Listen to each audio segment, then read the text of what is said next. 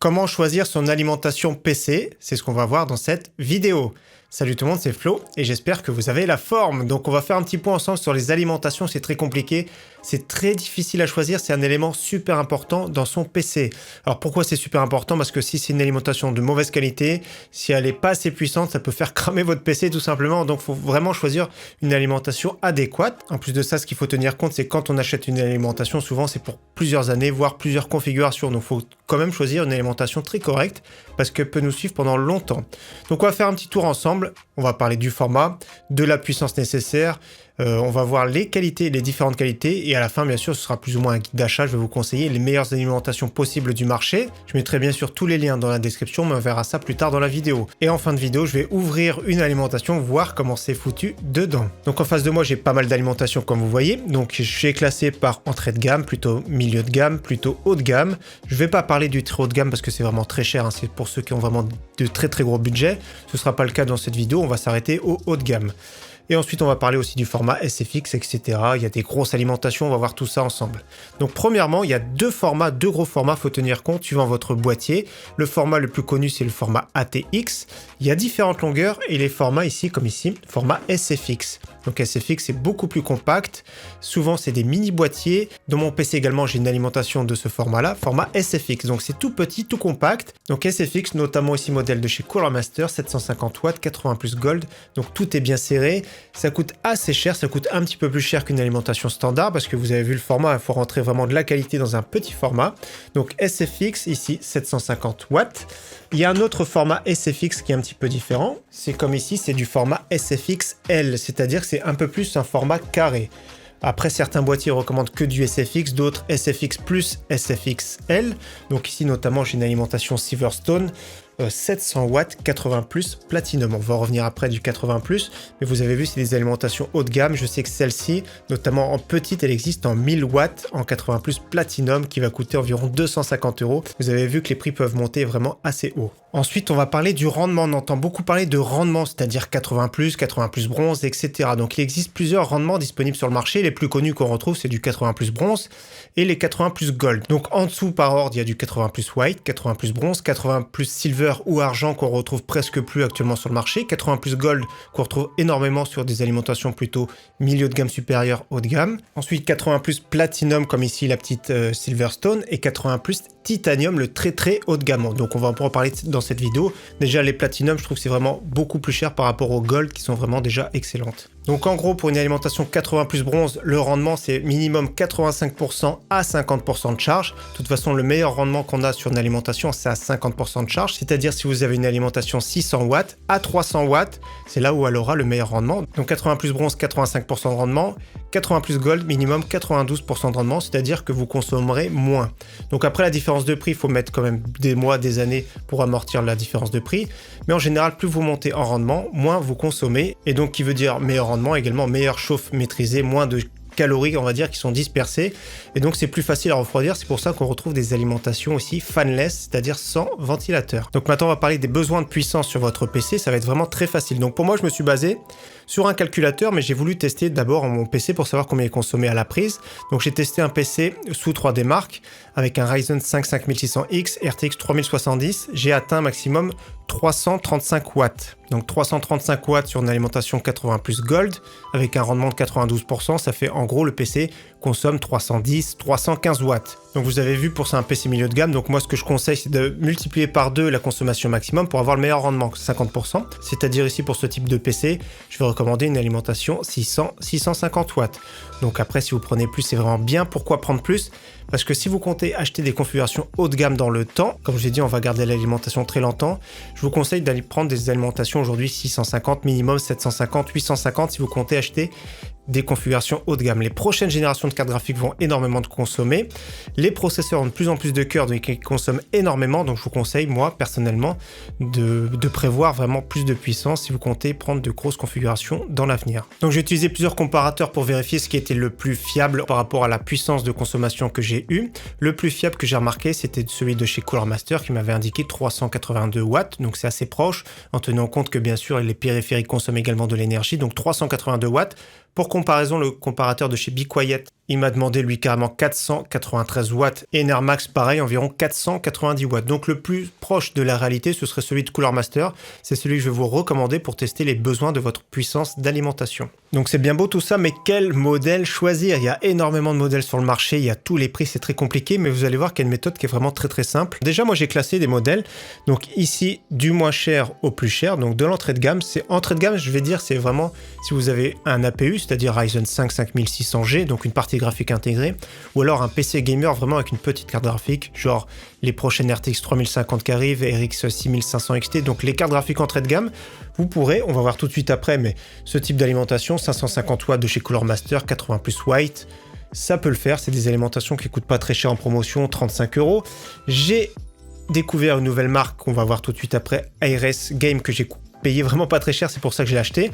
Donc ici toujours pareil, 80 plus bronze, cette fois-ci en rendement, du 500 watts. Donc voilà, dans l'entrée de gamme, je vous conseille 500, 550 watts. Je mettrai les liens en description, mais on va voir tout après. En milieu de gamme, j'ai pris deux exemples ici. Corsair CX 650 watts RGB, parfois en promotion. Autre alimentation qui est très intéressante de la marque Antec en milieu de gamme, ici c'est pas du modulaire, donc il y a les alimentations qui sont modulaires et non modulaires.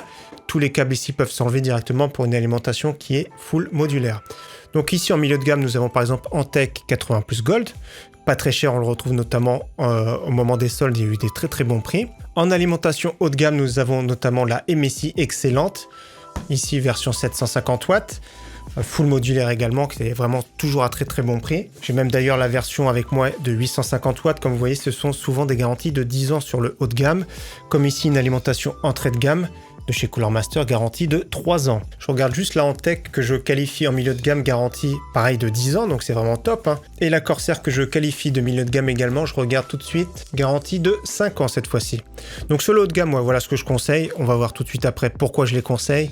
Donc MSI, il y a 650, 750, 850 watts. Il y a aussi Corsair, mais ça, j'ai pas l'alimentation. Il a Enermax qui est vraiment bien aussi, Révolution DF. Donc pareil, hein, 750, 850 watts qui est vraiment top.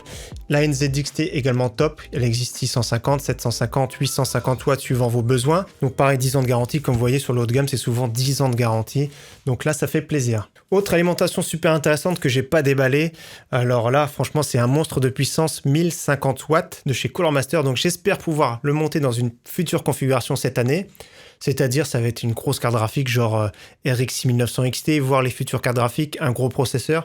Donc voilà, 1050 watts, c'est vraiment monstrueux. Elle est quand même assez lourde, garantie 10 ans, 80 plus gold, full modulaire. Voilà, ce sont des très grosses alimentations. Les besoins en puissance, vous allez voir, ce sera de pire en pire avec des RTX série 4000. Ce sera vraiment monstrueux, les besoins en puissance.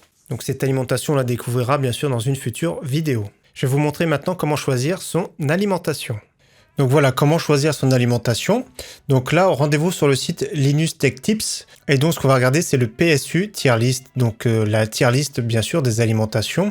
Ça va de tier A à tier D. Donc on va voir ensemble les alimentations les plus connues. On va faire le tour également de ce que je vous conseille. Donc ici, en tier A, vraiment, c'est le top, hein. C'est pour des alimentations qui sont vraiment très bien, plutôt haut de gamme. Notamment, comme on a vu tout à l'heure, celles qui sont connues, c'est les Antec HSP qu'on retrouve assez régulièrement. Bitphoenix Formula Gold, qu'on retrouve pas mal.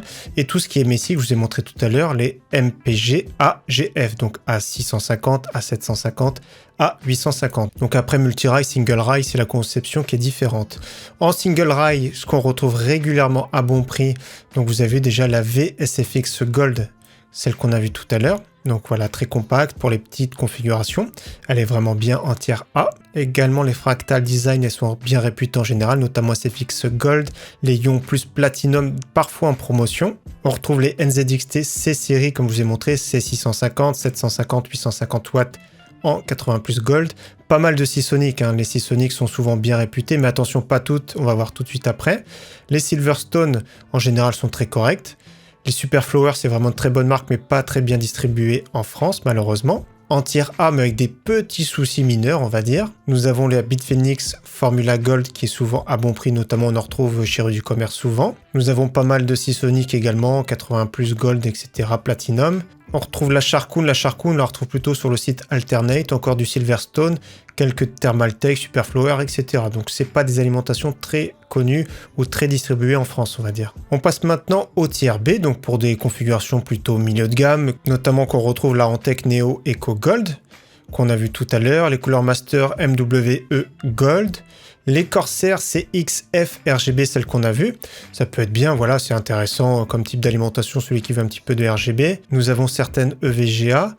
Gigabyte, donc c'est la Aorus qui est très correcte, hein, APGM. Au niveau DLC Fox Spirit, vous avez vu, il y a quand même une gamme très très large. Je pense que c'est Seasonic qui est derrière tout ça. Justement, au niveau Seasonic, nous avons les Core GC, GM, GX. Toujours pareil, pas mal de Silverstone comme vous voyez. En tier B, avec des petits défauts mineurs, nous avons notamment les Antec Neo Eco Gold, Cooler Master MWE en version de White, donc moi je vous recommande plutôt pour des systèmes plutôt entrée de gamme. Et donc autres alimentations qui sont pas mal en milieu de gamme, Seasonic B12, G12 également. Donc vraiment pas mal qu'on retrouve pas très cher souvent, notamment on retrouve des promotions chez du commerce de temps en temps.